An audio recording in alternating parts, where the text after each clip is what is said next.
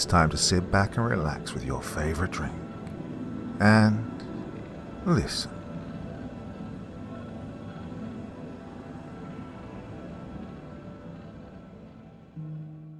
A very special welcome to all those of you who've just recently found the channel. Where have you been? And of course, a big welcome back to those of you who've been with me for a long time. I know a lot of you have been around since the very early days and you're still here. And tonight, this video is a celebration of you all. I know a lot of you are working the night shift and doing a horrible job, so I've got an hour of entertainment for you this evening. Can you take a whole hour? I know you can. 26 stories, 26 very different themes. And I've got a little favor to ask you. While you're listening, pick out the best one and tell me all about it in the comments, which one you like the best. Okay, are you ready?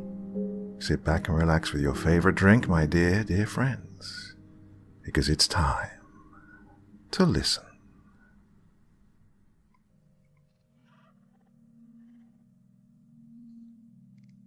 A is for astronaut.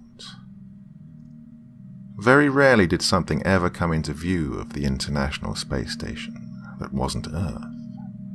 There was considerable surprise when, hovering just beyond the reach of the station, and well beyond the reach of Earth, floated a single EVA spacesuit. A quick search of the ISS found that all their suits and astronauts were accounted for. No signals were received by the ISS during the brief 5-minute period that the suit was within range of their portholes. No signals were able to reach Earth either. The suit watched them as they floated by. No eyes could be seen beneath its inky visor, but the numerous rips and tears did enough to suggest that even if someone had been inside, they were long since dead. That's what they thought before the suit waved to them, just before it fell out of sight.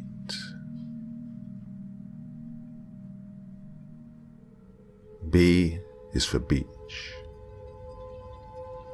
Tommy was playing in the wet sand. His parents had, again, turned their gaze from him to each other.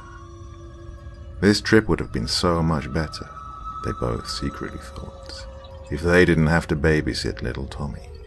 He was much too rambunctious to handle on a good day. All the excitement from the trip had made him unbearable. So, they didn't notice when he started calling their name. He couldn't resist. The biggest, most awesome cave had just been found, and he needed Mum and Dad to come look. It was taller than him, lopsided and drooping, but he thought it was a masterpiece of beach engineering. Little Tommy noted, as he was supposed to, that it was exactly big enough for him to fit inside. His parents didn't even notice, as the cave collapsed back into the beach like a wave and sunk below the sand. Tommy was gone. There was the smallest disturbance on the surface, as the cave pulled its catch under the sand and back into the water.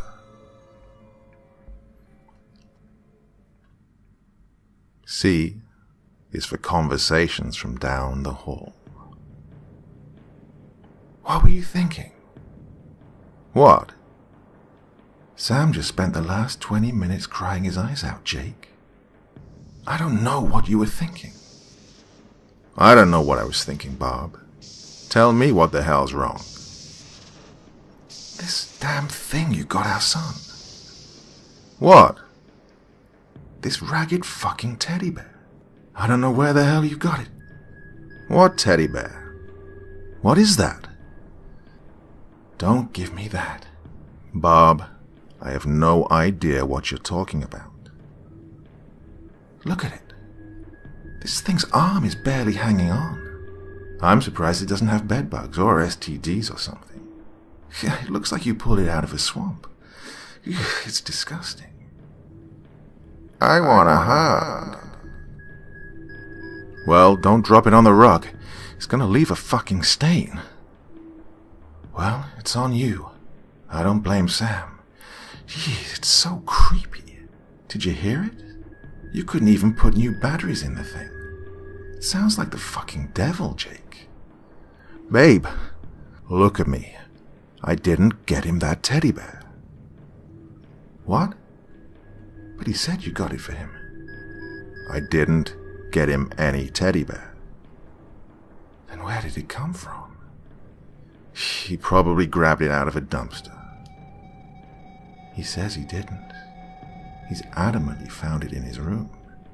He said it was a present. Well, that's nice, but... Wait. What? Where did it go? D is for deforestation.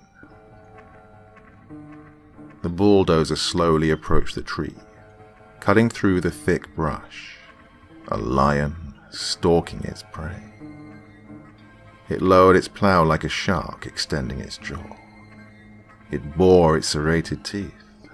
Its engine snarled. The edge of the plow had barely touched the bark. It all happened in a reflexive instant, like dolphins breaching the sea. About 7 roots shot out of the ground and folded inwards towards the tree. They found solid ground, raised the trunk from the soil, and then the jointed, arachnoid legs carried the tree swiftly away.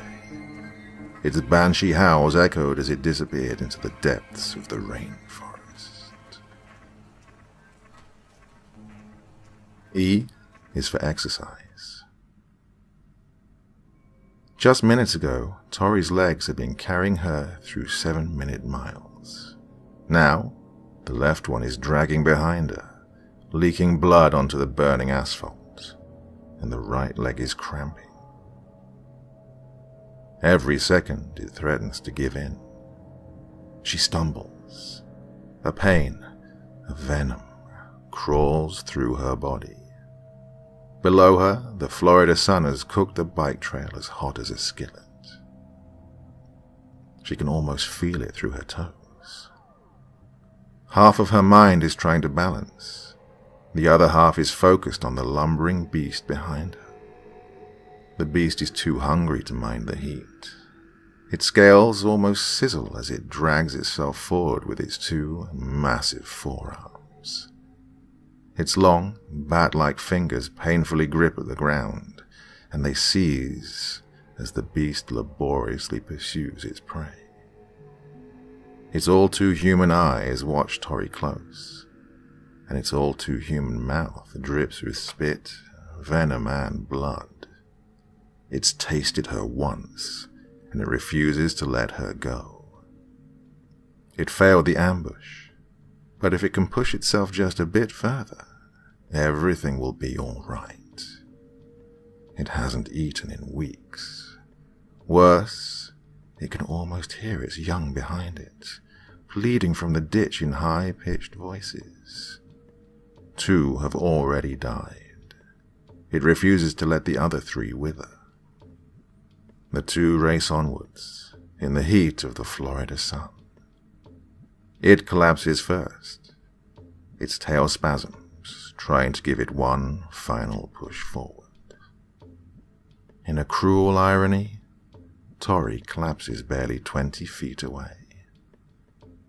Its tongue blisters as it licks her blood off the bike trail. They both close their eyes. F is for Mom. For Mom, I love you. It's so cold now. We've been wandering around for 2 weeks in these mountains. The snow hasn't let up. Every day the voice gets louder. It bores deeper like a termite in my head. I tried really hard, Mom. I fought. I remember the stories you and Grandpa told me. The tales of the monsters out here. I think there's one inside me. The spirit that devours. It's going to make me kill Kieran, He's the only one left besides me. I'm so hungry. It tells me Kieran will taste just like meatloaf, just like you used to make. It says his thighs will be the sweetest, like pork. He's sleeping. It doesn't need me to tell you that it'd be so easy. I'm sorry. I hope you never find this note.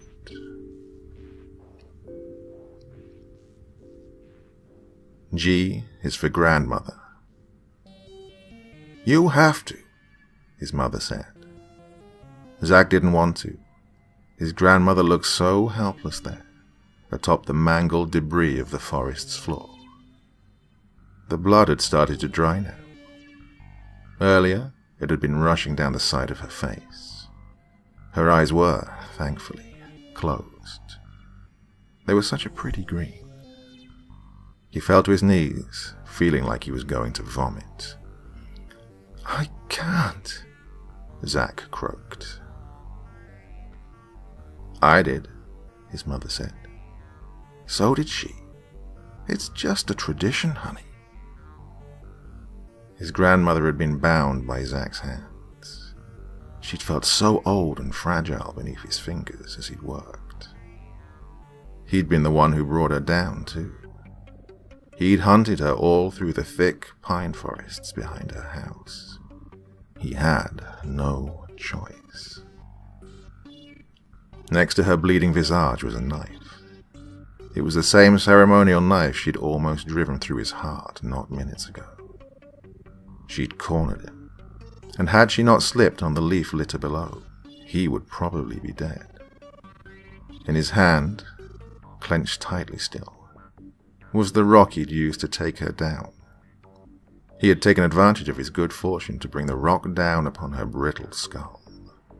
He had won. Now the spoils were his.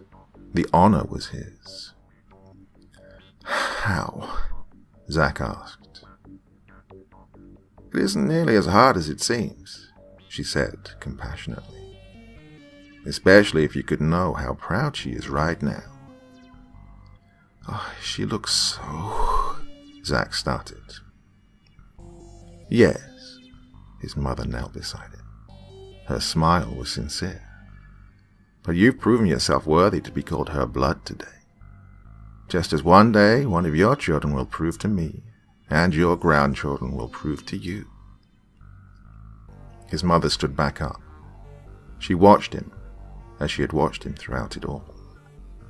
Besides, she said, she thought this would never happen. All three of your siblings before failed. So, enjoy it, Zach. You never liked them anyways. His siblings had been dead for years. Not one of them lived past 13, but Zach would. He dropped the rock. Shamefully, he allowed his mandibles to emerge from within his mouth. It felt wrong. It felt as if he'd suddenly become naked in front of his mother. He turned from her, but she placed her hand on his neck. It caused a reassuring chill to course through his skin. It felt good. His grandmother was still breathing as he bit into her neck. She smiled. H is for hunter. The buck collapsed. He was pleased with the clean shot. It was perfect, through and through. Leaves crunched as he approached. The noise caused the buck to struggle. It writhed and it moaned in seemingly complete misery. It was only when he got close and he raised his rifle that the hunter noticed it wasn't the buck struggling. There was something struggling to get out of the buck. Beneath the fur, something massive thrusted, and through the wound crawled skeletal phalanges. The hunter dropped his gun as the skeleton emerged from within the deer's warm flesh. It stood and it watched the hunter flee with empty sockets. It gave him a head start. I is for Into the Hatch. The following excerpts are from an oral account of the events that transpired during the spring of 1977, involving the disappearance of Chuck Shaw near Bow, New Hampshire. Witness is Robert Athens. Why did we make him go in? We were all, 10? 11? Of course we bullied him into it. Chuck was a runt. He was the runt. Of course we made him go in. There was a short period of time where we started to get worried, you know? It was just looked like a bomb shelter. The door, rusty door, was sticking up out of the ground like a tree root. There should have been one room, but within, 10 minutes, we couldn't even hear Chuck anymore. Where the hell did he go, you know? I think it shocked all of us when he screamed. Oh, yeah. He screamed louder than anyone I've ever heard. Bloody murder. And then he came out of there like a bolt of lightning. I think he pounced on Ben like a wild tiger, ferocious, but then he started bawling. I don't think he ever would have let go of Ben had Frank and Pete not pulled them apart. He was real silent after that, the whole way home. It took about a week before he started to talk again. Personally, I don't think he could talk. I think he screamed the voice right out of his throat. Even then, he still wouldn't tell us what he saw for another month. Even then, he really only told Ben. I still don't think I believe it all. See, you have to understand Chuck was pretty imaginative. We all were. That's why we were too scared to go into the woods to begin with. Yeah, I think it took us a whole month of consistent prodding before that boy ever told us a thing. I think he made up half of it just to make us stop. Rambling was more the word. He rambled about this giant, what do you call it? Factory. I think that's what he said. Like a slaughterhouse. Yeah, that's the word he used. Underground. Massive, he said. Acres wide and deep. Impossible, right? He was very stingy with me after that. I think it's because I pushed harder than Ben, and I think Chuck blamed me for everything. Honestly, have you contacted Ben? Ben Huckins. He was closer with Chuck. I think he has a few morsels left to pull. Anything else? Well, I know Chuck disappeared on the 21st, I think. He was getting real weird the week before. Paranoid. His parents were real worried.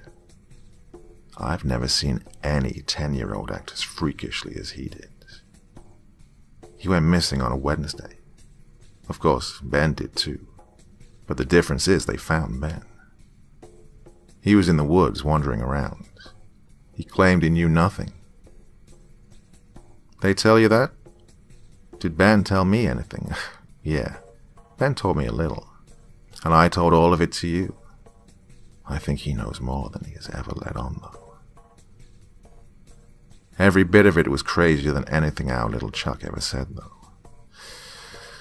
Those woods will drive you crazy. You should talk to Ben.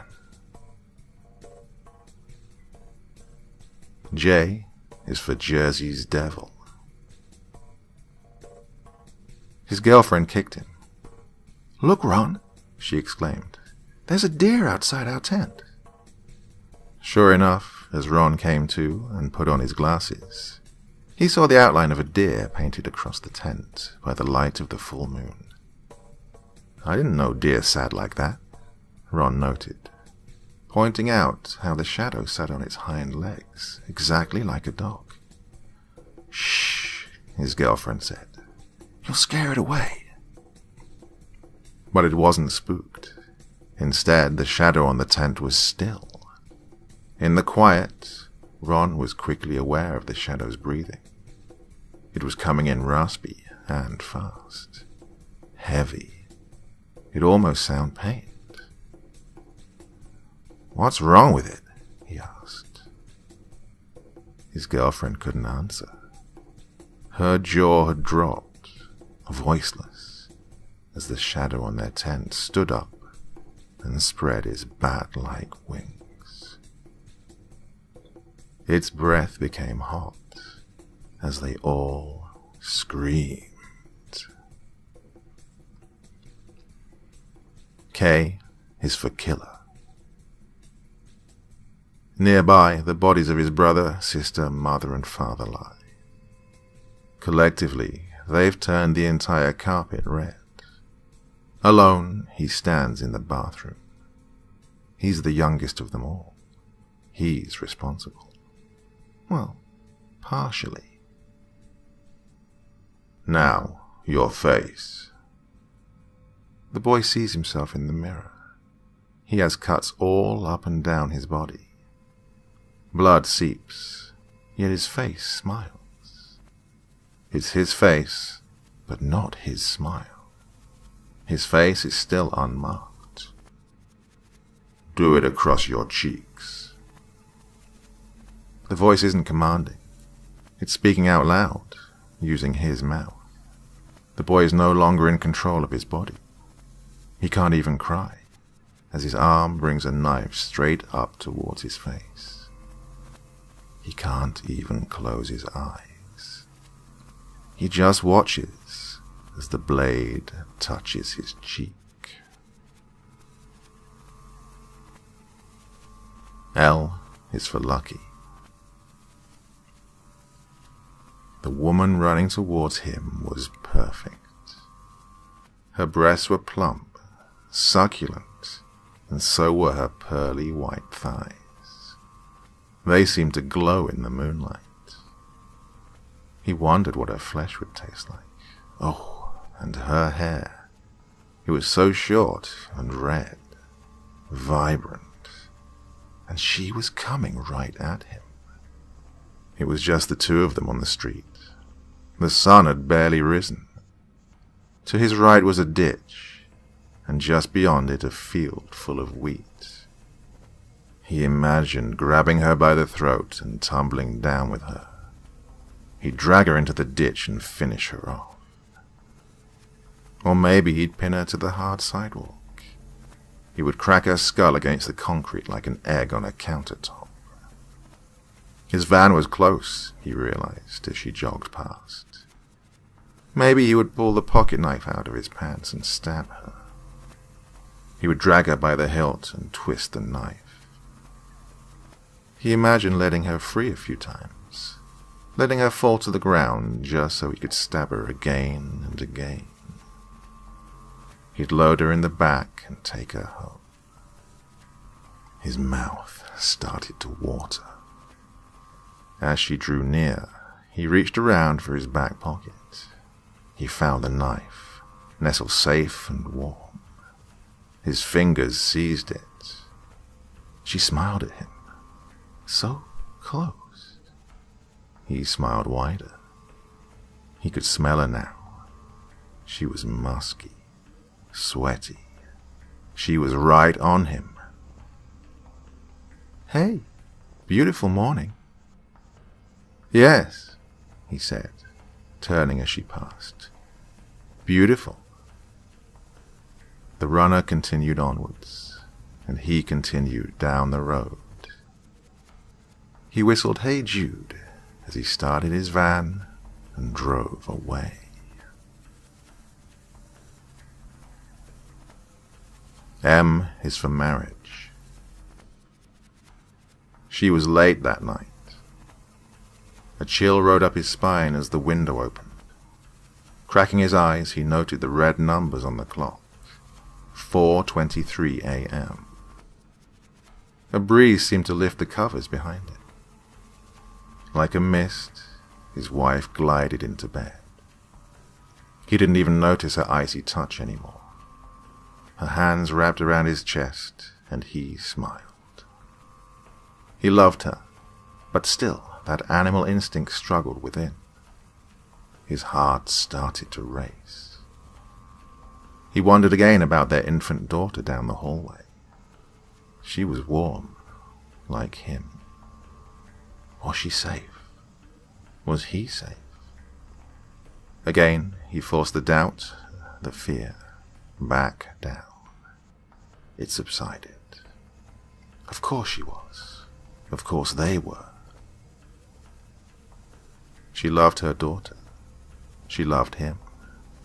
They were both safe. He felt a heat on his neck as she pursed her lips and kissed him. The blood-red marks stayed there until morning.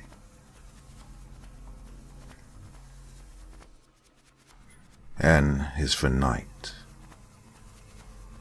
I never feared the night sky. At night you can see beyond our world for miles and miles. Everything is so clear, and I can see it. At day, the sky clouds. The blue covers my view. I can't see it. I hate when I can't see where it is. The only thing reassuring about the day is that at least it can't see me either. I hate the way it smiles at me.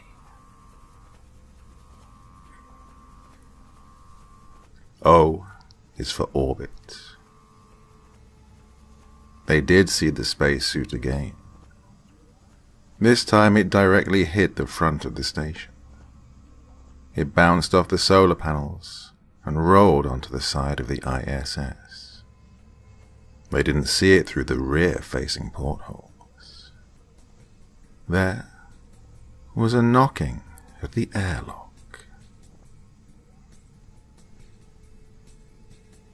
P is for paralysis.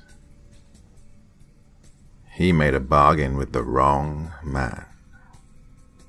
James Collins was stuck, paralyzed, just outside the corner of his apartment building.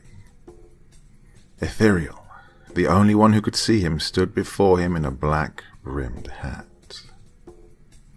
The man bid him adieu, with a tip of his hat and a flash of his teeth.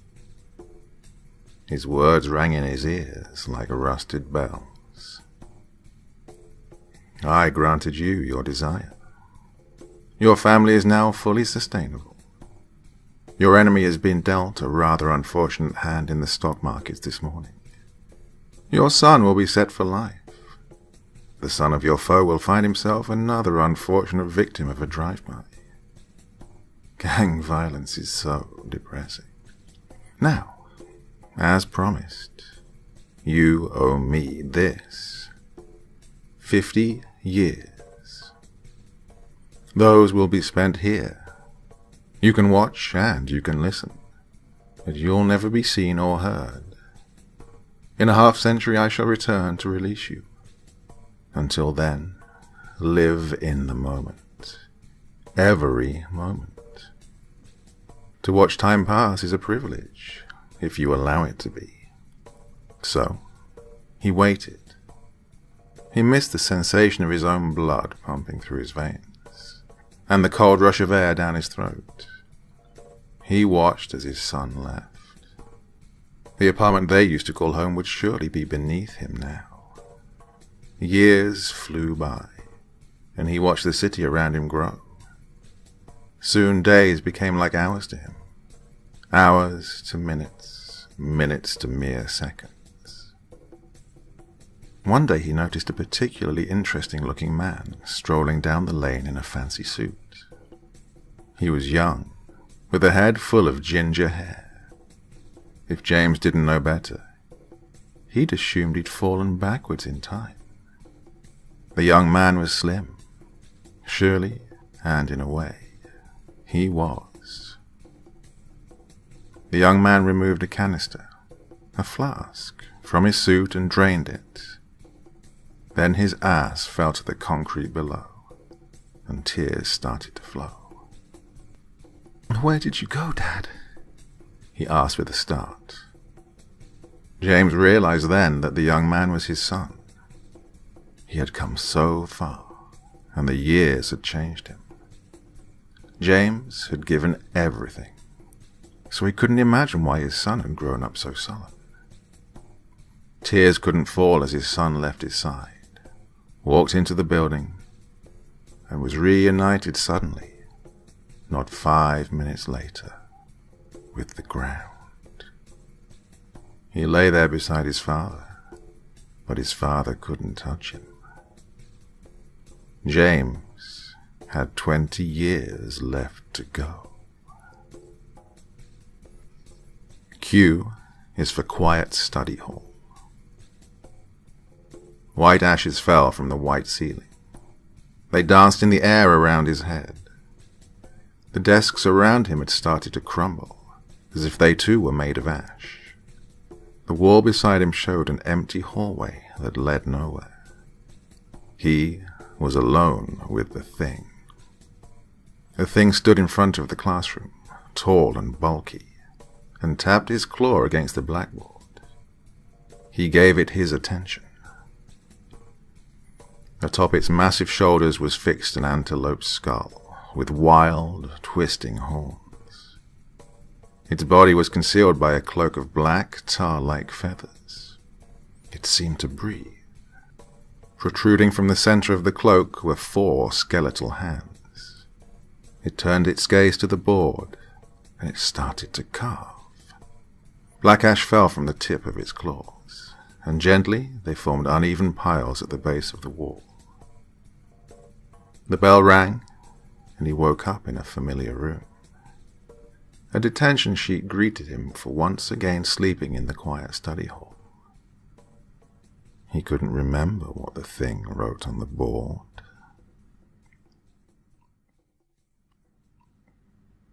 R is for redacted. Dear Senator Cornyn, I'm writing to you today because of recent, questionable and disturbing events. I live in Santa Ana. I have done so for about 30 years now. My mother, however, has spent her whole life in Anaheim, Texas. It's a small town, barely 100 people in total, and she lived a very happy life there. In regards to Anaheim, I know everything about it because I grew up there. It's a quiet, very personal community.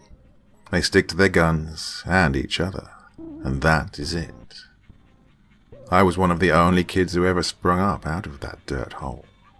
Me and my brother, that is. Everyone else was ranchers, ex or current. To them and me, Anaheim was about as real as anything. Now, the problem I'd mentioned earlier started about 4 months ago.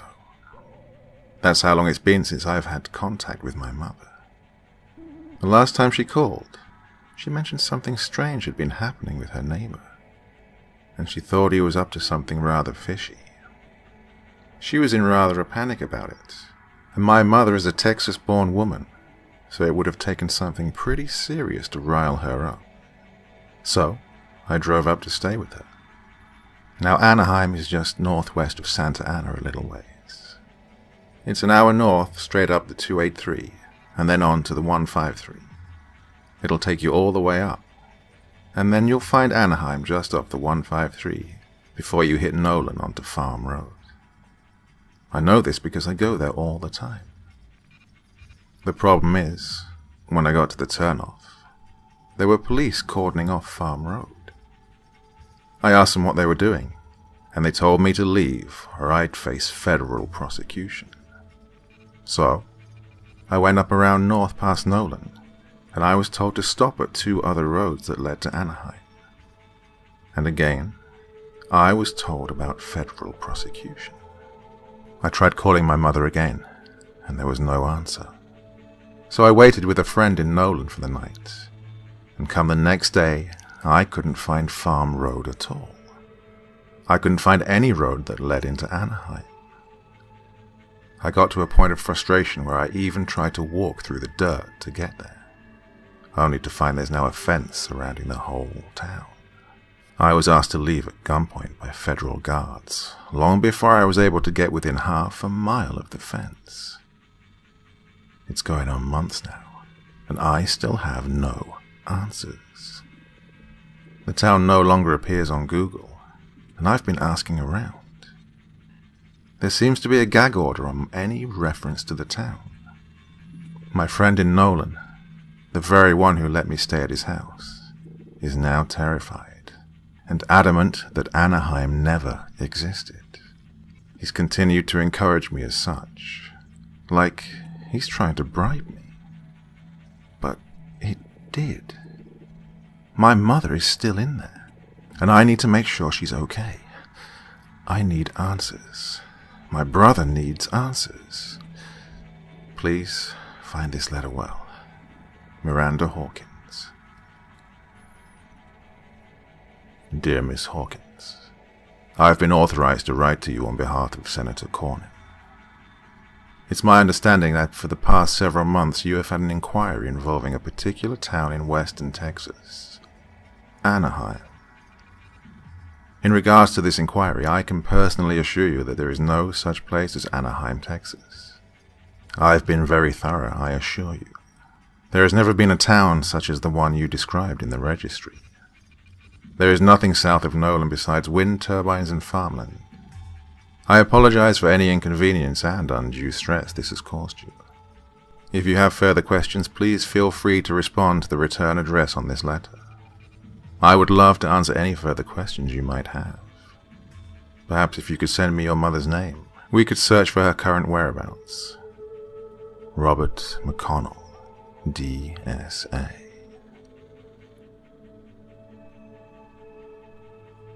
S is for survivor's guilt. The following excerpts are from an oral account of the events that transpired during the spring of 1977, involving the disappearance of Chuck Shaw near Bow, New Hampshire. Witness is Benjamin Huckins. Not a day goes by I don't think about Chuck. The weeks after we went into the woods, I was his only friend. Bob certainly wasn't. I don't know what he told you, but he was never really a friend to Chuck. He wasn't with him in the end. I was. I think I was the only one who believed him, even back then. There were things that Chuck only told me. He told me those in confidence, so please understand if I can't convey everything that happened to you. It's been years, and I still don't feel comfortable talking about it. That place. Chuck was convinced that he was being hunted. That was the word he used. Hunted. He said, and he only told this to me, but he said he wasn't alone in the place that day. He said he heard something walking around, making clacking sounds on the metal. No, he never described it. Yes, it, as in thing. I can't talk about the day he disappeared. Yes, the paranoia was real. Chuck was convinced that the thing was coming for him. The thing in that place, yeah. Honestly, no, I didn't believe him. I believed he was afraid, surely, but no, I didn't believe he was in any danger. That changed on the night before he disappeared. It's going to sound silly to you, but I had a nightmare of sorts. At least, that's what I pray to God every night that it was. A fit of sleep paralysis, hopefully. But it scared me. There was something in my room, on my ceiling, hanging there. It blended into the shadows like a tiger blends into the damn jungle. It wasn't watching me so much as it was smelling me. I could hear it breathing, heavily. It was sniffing. For a good 10 minutes or so. It then decided I apparently wasn't worth its time, and just crawled out of my window like a centipede. I woke up after that. At very least, I sat up. Chuck went missing the next day. I'll tell you what I've told everyone for years. Yes, I saw him that last day. I tried to help him. I ran so deep into those woods. I just wasn't fast enough. No, I don't think it was actually a nightmare, but I can still pray. T is for TV. He knew what would happen next. The room glowed from the light of the television as he flared into the hallway. He pried open the folding closet doors, and once he'd squeezed inside, he tried to shut it. The edge of the door skinned his foot, but he didn't dare cry. He heard the static.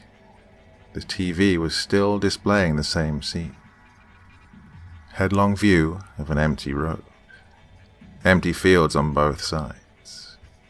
Cornstalks lay, decomposing against the dirt. Something stirred on the right side, beneath a pile of stalks. Moving his foot, the boy continued to pull the door shut. It hit the other side, the other door, too hard. The other door opened a smidge, allowing light from the hall to fall inside the closet. A moist sound came from the television. Something had come onto the road. It stumbled forward. Its shredded arm reached for the screen. The boy cursed one of the curses his daddy had taught him as he reached for the other side. The other door was closed flat, but the one in front of him still bent at the joint. The smallest sliver of light shone on his tears. The thing crawled out of the TV. He stopped moving when he heard it growl. Each footstep was highlighted by a moist, padding sound as the thing limped out of the room. The boy didn't dare move. Through the crack he watched the hallway. Light from the TV room around the corner still reflected off the dark wall and into the closet. Something blocked the light.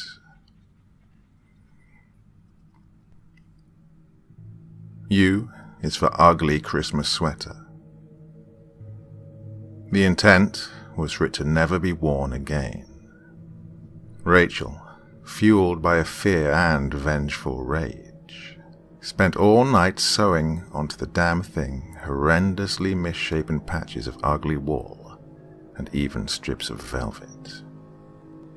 The arms and ends were held down, tight, by large textbooks and unwrapped presents. On the front, she'd cut up one of her own Christmas sweaters.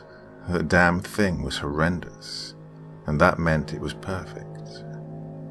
She placed the image, a redneck Santa Claus who wore a red Duck Dynasty hat and a sleeveless white t-shirt, dead center, and she did her best to rip and tear at random stretches of exposed sweater. By morning, the lump of a shirt was nearly unrecognizable. Chunks of sewn-together pieces formed what could barely be called a shirt. Rachel laughed at it as she dragged it away. She went to the front porch, and she dumped it into her trash. She heaved a large potted plant on top of it, just to be sure. Her attention finally fell back to her husband. He lay in the same place he'd lied for the last 8 hours. She sat down next to his body, and she cried as the sun rose. The light illuminated his mangled form. His chest and back were gone. The flesh had been stripped away. The damn sweater had pulled them with it, when Rachel had pried the thing from her still screaming husband.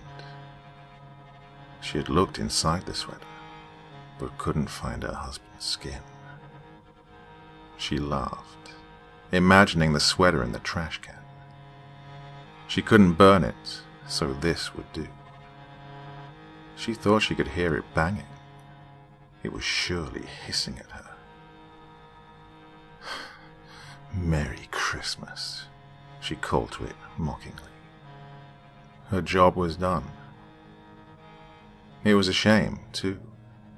It had been so beautiful before. After what she'd done to it, though, no one would ever wear it again. V is for Velociraptor. The museum was quiet when Billy snuck out of his father's office. His father was the curator and had to take Billy with him for his late night. The sun had set, and Billy was too young and energetic to let an office hold him. For a kid, it was the greatest feeling in the world. He ran through empty corridors and exhibits. Only twice did the lumbering security guard almost spot him. It didn't take long for Billy to find himself in the dinosaur exhibit. The models, to the 12-year-old stowaway, were so incredible. They were beyond compare and larger than life. He assumed they'd always be that way. At least, that's what he'd thought before. Tonight was different. He wanted to feel the awe, but he couldn't. Something felt off. He lost interest. He took off down the hall, running again out of a primal urge. He raced through endless stretches of granite halls before he turned a corner. He paused, stumbling forward from his momentum. There was an exhibit out of place. A skeleton model stood not 30 feet away from him. A Velociraptor mongoliensis skeleton stood in the center of the shadowed corridor.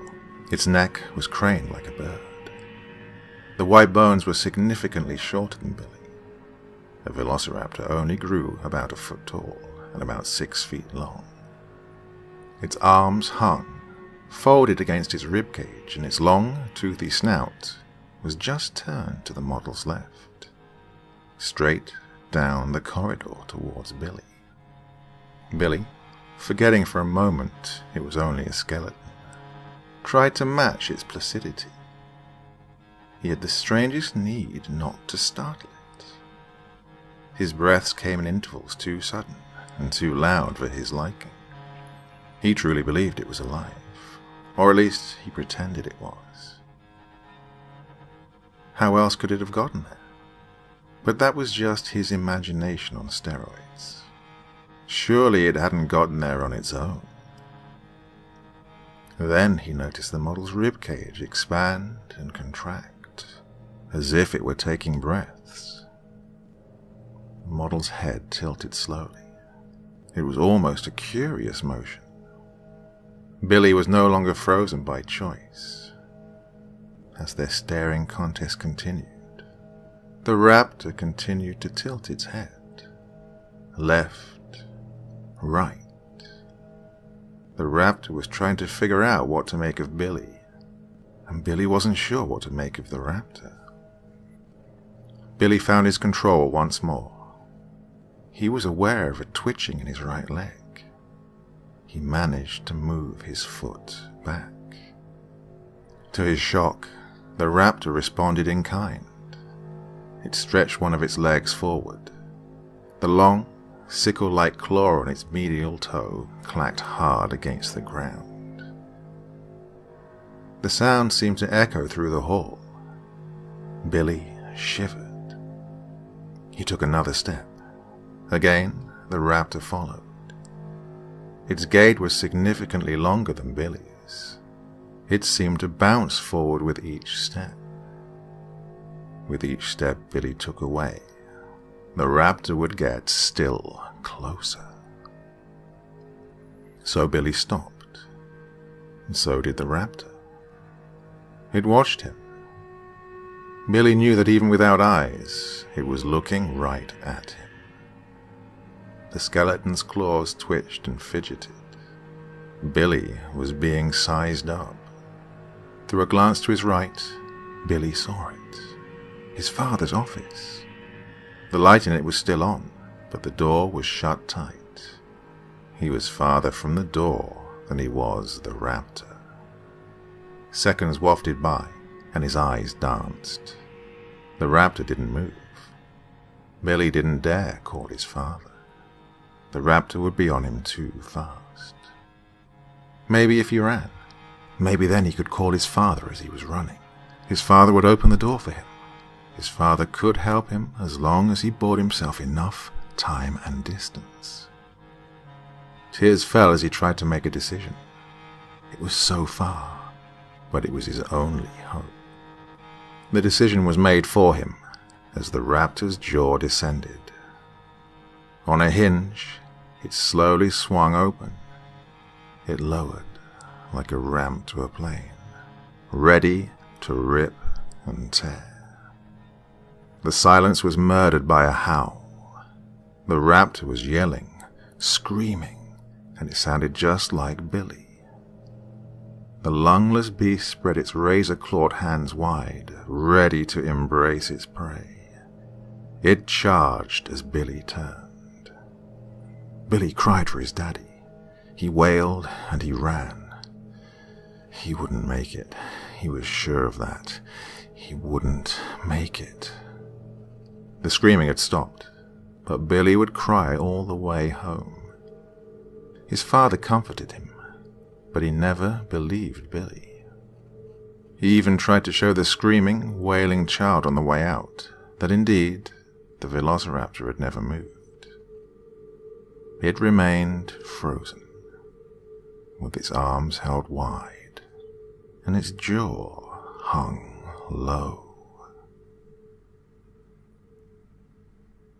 W is for water. The green water lapped beneath the rotted wooden dock. All of her friends had jumped in. Now only Emily stood there, awkwardly covering her naked body. It wasn't the boys that made her hesitate, nor her own nakedness. There was just something off about the water. The green seemed to be all there was to it. The surface was thick. Nothing below the putrid color showed. She wondered how deep it was. Davy was in just a few feet from the dock. He was taller than she was, and the green seemed to wrap around his throat as he bobbed up and down in the waves. "Come on in, Em." They laughed and splashed. Jill was getting close to Alex again. Alex was Emily's. Jill was too close, but Emily didn't dare move. The sickly water had hold of them both. It had pushed them together. It wanted her to jump.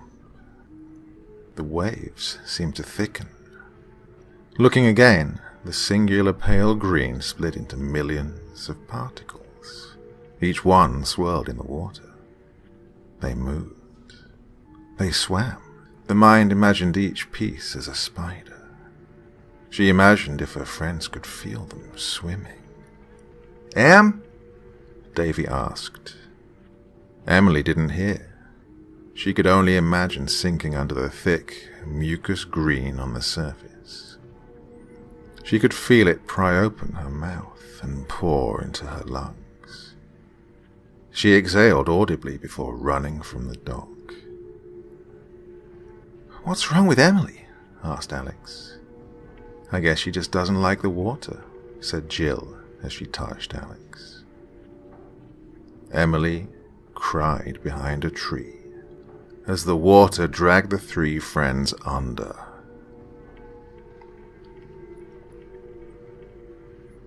X is for xenophobia. The International Space Station fell to Earth. It crashed into the middle of the Indian Ocean in the early hours of the morning. As the pieces sank, no bodies emerged. A great white shark still comes. It smells blood. In the dark waters, it can't see well, but it follows its nose. Sharks have an excellent sense of smell, and they have even greater tools for hunting. On the tip of its snout, pores called the ampullae of Lorenzini guide the shark based on electrical impulses. They can pick up the smallest electrical fields. With their very specialized sense, they can detect even the smallest heartbeat of prey. There is no hiding from a shark. It searches the wreck. It smells the blood, but through the sinking, mangled pieces, it can find nothing edible. The shark pulls away, when suddenly it picks up a faint signal slightly above the wreckage. Its electrical senses tingle as something passes its nose. The moonlight only offers the briefest glimpse. It looks edible, and the shark's lateral line can detect its movements. The predator's mind tells it that it's prey. With a quick motion, its gums extend from its jaws, and its eyes roll backwards into its head. It's a basic reflex to protect them from injury. It doesn't see as it brings its teeth closed on a limp astronaut suit. Its tongue feels the thing in its mouth, and it tastes blood on it. The shark begins to thrash its head back and forth. Its serrated teeth try to dig into the leathery mass. They can't manage to cut it. Suddenly, the shark's ampullae of Lorenzini cry out in pain. The tingling causes the fish to writhe and its jaws to spasm. It feels aching in its head, coming through its many teeth. It can't release its catch. It still tastes blood, but now most of it is its own. Its jaw stretches as something emerges from the suit. It tastes like carrion, rotted and foul. Too foul for even the shark. It struggles its hardest as the projections from the suit feel around the shark's insides. The shark tries to regurgitate, but it can do nothing as it feels its own teeth pulled from the gums. Its jaws stretch and stretch, pushed by the suit's extensions, and eventually they tear as the thing pushes. The shark is dead long before the thing is finished. After the suit is freed from the dead predator's clutches, it begins to pull the once great predator's body inside its own. The thing devoured it, stuffing it within its impossibly small form. In the deep, the still man-sized astronaut suit settles to the bottom. Blood leaks from the center seam. The dark here is like home. It waits for a while before it starts to walk. Y is for you. What's the earliest you can remember? My first memory is of me in a crib. That will be me. I see myself, my body, lying sound asleep. The light of the moon highlights my face. There's a spindly woman holding me. What is me? She smiles as she brings me down, on top of my body. I sink into it like a well-used mattress. I breathe in. I see through my body's eyes for the first time. I see the woman better now. Her hand is still nearby. She cranes her long neck down towards me and she kisses me. She tells me everything will be okay as she pulls her hand away. There's something in it. It's small, white, and it's struggling to escape her grip. I always used to think it looked like a shiny mouse. She speaks to me. It'll take time to adjust, she says as she strokes my naked head. You won't remember anything for a while. I coo as her hand leaves my cheek. I turn. My parents are sleeping on the bed.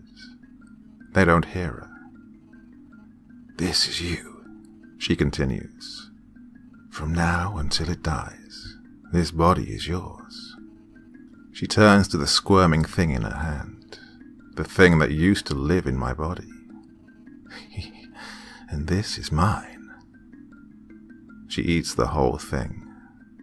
It stops struggling as it's pulled down her throat. It's taken me this long to realize what that memory was. It was the memory of my birth. The memory of how I stole my body. Do you remember? Z is for Zephyr. The reef lay dead ahead, and the storm grew fierce. Through the snow, the captain sees them crawling about the hull. Their faces glow red hot. Fires and embers crackle within their skulls. The demons clamber about, and the remaining crew members desperately fight them off. The captain sees another man fall. The demon stares into the poor man's eyes, and his soul bursts into flames. He is one of them now. As the skeletal things approach, and his crew dwindles, the captain of the Zephyr makes a final decision. The raging sea below roars, begging to be fed.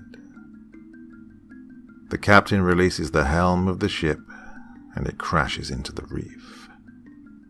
The ocean claims them, human and demon alike.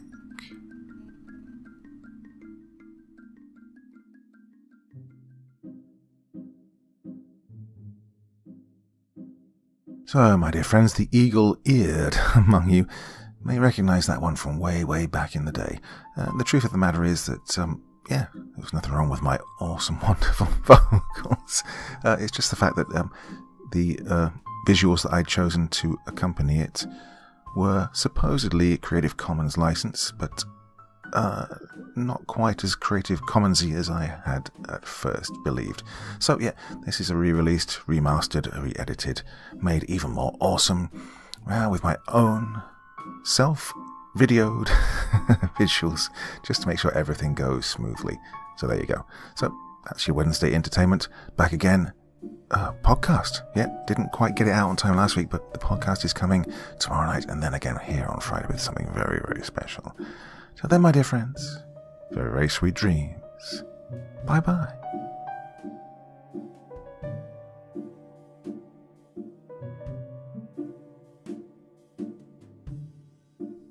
Thank you so much for taking the time to listen to this story today. Really means a lot to me and to the author of the story, of course. Well, if you want to know more about me, I'm pretty much everywhere on social media. You can find me on Facebook, Twitter, Instagram. You can download my music on SoundCloud. I've got a Patreon if you feel like. Throw me $1 or $2. Very much appreciated.